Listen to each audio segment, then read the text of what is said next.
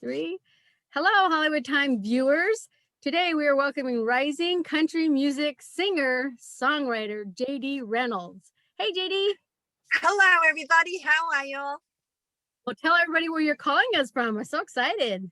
I am calling you from thousands and thousands of miles away in country New South Wales, Australia. Wow. Goodness.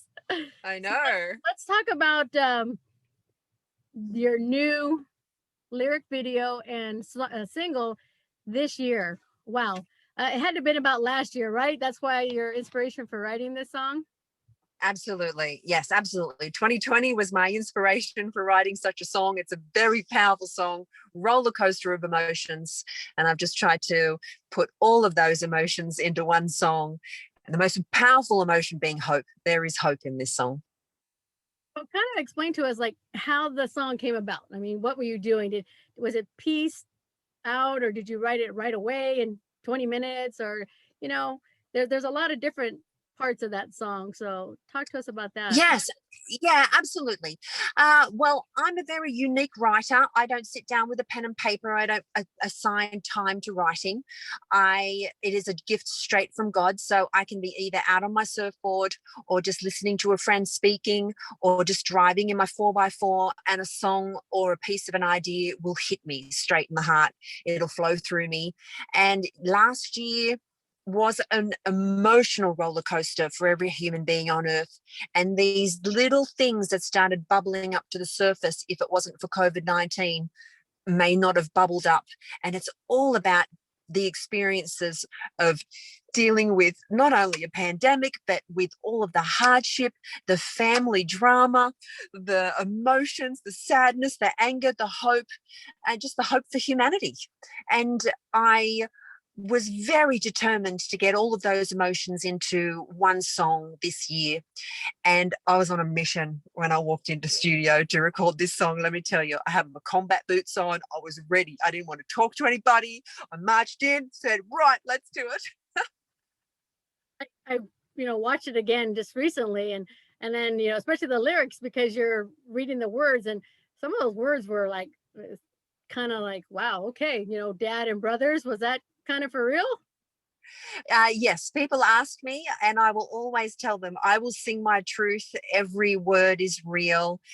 My whole entire album, which hopefully will be out later this year, it is like reading pages straight out of my diary. So you will get to know me listening to my songs, and everything that happens in my songs. Yes, it's all real. So the family drama with the brothers, that's all real, and every emotion that you can hear coming out of my voice. Yes, it is a powerful song, lyrically, very powerful, but that was very purposeful. I wanted to get my truth out in this song and my feelings on 2020 and everything that bubbled to the surface.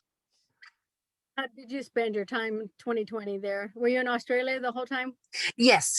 Well, when the pandemic hit, I was in the United States. And then there was a call out from our government saying, everybody overseas, please come home. And it's one of those things where I take those things very seriously. So I said, right, okay, I've got to go home. So I came back to Australia, and then, yes, we had the year that 2020 was. So I was out on those last flights coming back to Australia, came back fit and healthy, thank the Lord. And the year was just spent writing and reflecting and staying safe and healthy and supporting friends and family in the community through a tough year. Also in your video, there was a lot of shots of the fire and storms. Who produced that video? It was amazing. So I co-produced the video with Clickier Photos. Clickier Photos is based in Saudi Arabia. Very, very talented videographer that I'd like to work with. And he's a very, very spiritual and very emotional person. And I wanted to really have his talents input with this video. I wanted every image. He's a very talented photographer. So Saj, if you're listening, thank you so much. Very, very talented. It was also pieced together by myself, Clickier, and Joel Gaza. He's a very, very talented artist. So we took our time deliberating on all of the photos and all of the images and everything the world has gone through, the fires, the floods, the loneliness, the fear, the anger, the hurt, the pain, everything that 2020 threw at us. I think that we chose some beautiful images, and every image gave me goosebumps, and that's what I really wanted for this song. You did a great job. This is one of those videos that everyone should see because it just makes you realize how thankful we are once this is all over. To get back to our lives that we've kind of had to put on the back burners during this. So thank you for that. Yes. Very inspiring. Look, I really thank you so much. That's very humbling. I really, really appreciate that. And I really want everyone to get that sense of hope. Look, we've all been through it, and we've all had that really, really tough year, and we're still in it. We're still in it. We're still fighting. And if I can say to anyone that listening to my song, have hope, feel the emotions, feel them, because you need to feel them, but have that hope. Have it. Keep it in your heart. And look, God's got this. He's got it. He's got it. Trust God.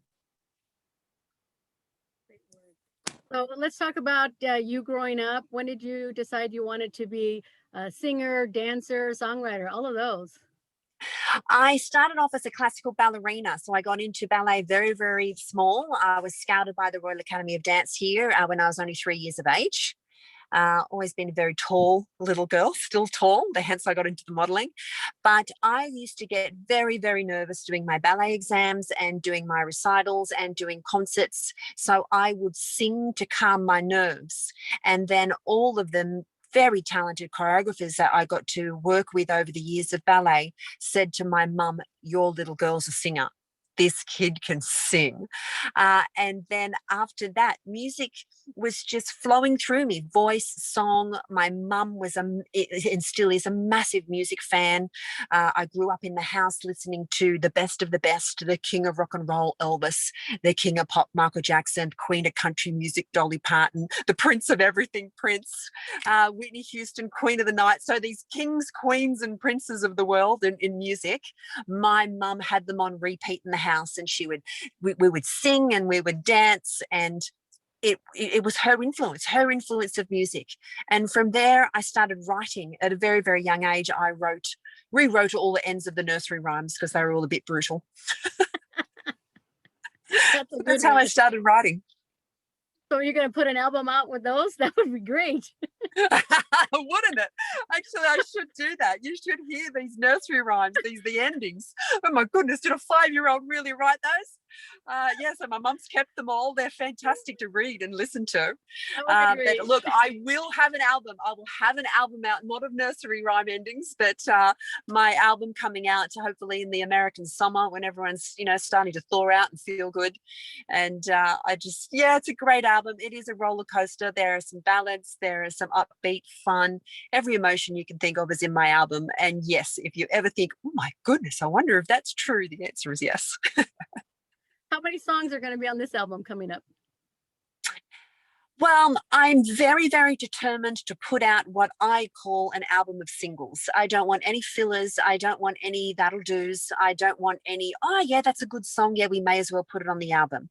I would like 9 I'd like 9 actually. 9 is a nice number for me. I would like 9 huge singles on the album, so I give my fans and every listener the very, very best of me. Oh, never heard an artist say that before. Way to go. I'm looking forward to it. Thank you. Yeah, thank you. Do you think it'll come out? I'm thinking summer. I'm thinking US summer. In the middle of US summer. Yes. Yeah. Just when everyone's starting to thaw out, feel good. Hopefully everyone will be in the really good spirits by then. And this will be an album for everyone, so for every person, and I just hope it all hits you straight in the heart. It's sounding amazing. I've got a new single coming out in a few weeks' time, and I'm really excited. I'm very, very critical of myself. I'd like everything to be perfect, and I'm very proud of this album. I just want to present the very, very best of what I've got to my fans. Thank you. So do you have a favorite country music entertainer that you have? Oh, look, I can't go past Johnny Cash. He was the man in black. I mean, seriously, his lyrics, he was a storyteller. And when I listen to his songs, I can feel it. I can feel everything he sings. The imagery. And I love a storyteller that just brings very strong imagery into a listener's mind.